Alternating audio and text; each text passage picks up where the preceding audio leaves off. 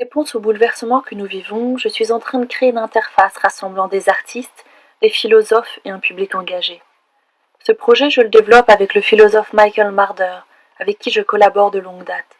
Nous avons notamment publié ensemble Tchernobyl Herbarium, fragment d'une conscience en éclat.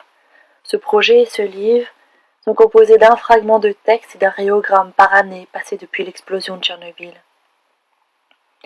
Chaque rayogramme présente l'empreinte de la silhouette d'une plante ayant poussé dans les sols radioactifs de Tchernobyl. Le but de l'interface, qui sera pour le moment en ligne, est d'explorer les possibilités d'une réorientation fondamentale de nos façons d'être au monde, et cela en se tournant vers la surface des choses, la peau des choses. Cette proposition s'inscrit en contrepoint de la façon dont notre civilisation s'est construite dans un attrait pour la profondeur, pour ce qui se passe seulement au cœur des choses. En effet, si l'on regarde la façon dont on produit l'énergie, la plus traditionnelle issue par combustion de denrées fossiles, on est constamment en train d'extraire du cœur des choses ce dont nous avons besoin. On détruit la coquille des choses pour accéder à ce qu'elle contient, à son énergie par exemple. C'est aussi ce que l'on fait à la Terre de manière plus globale. Or, ici, avec ce projet, nous proposons de réfléchir à une réorientation fondamentale, de réévaluer progressivement les valeurs du passé et de participer à la transformation de notre relation au monde, autant qu'à nous-mêmes, en attribuant un nouveau sens et de nouvelles possibilités aux surfaces et aux interfaces de l'être. Nous allons créer cette structure où nous inviterons artistes et philosophes à contribuer à cette exploration d'une autre relation au monde.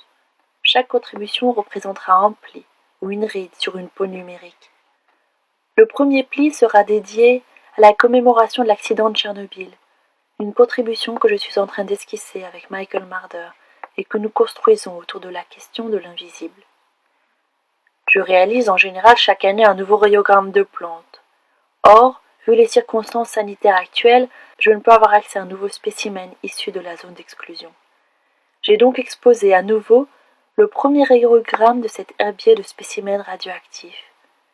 Et, au lieu d'arrêter le processus de développement de l'image dans le bain argentique, je l'ai emmené à l'extérieur, je l'ai laissé s'effacer, mangé par la lumière dévorante du soleil.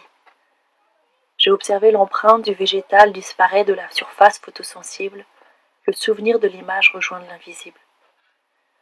Ce champ de l'invisible où évoluent les particules radioactives qui ont marqué pour toujours les corps de ces plantes et qui cohabitent actuellement avec le virus. Dans ces différentes invisibilités, il y a un sentiment que l'on est surveillé, sans déterminer qui ou quoi nous regarde.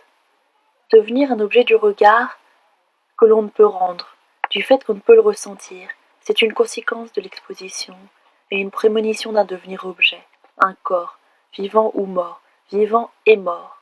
C'est apprendre à vivre face à la mort et par conséquent, c'est apprendre à penser.